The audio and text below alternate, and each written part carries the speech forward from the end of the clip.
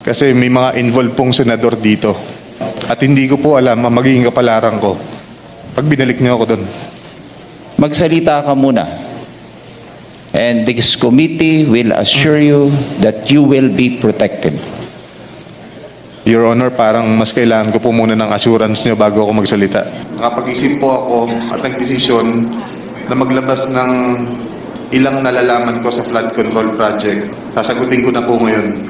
Sabi ni Senator Marcoleta kahapon, ligtas ka na. Hindi po ito totoo. Si Senator Jinggoy Ejercito Estrada, Senator Joel Villanueva, Yusek Robert Bernardo, at D. Alcantara.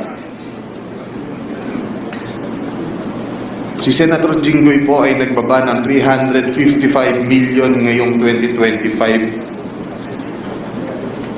sa mga ilang projects sa Bulacan.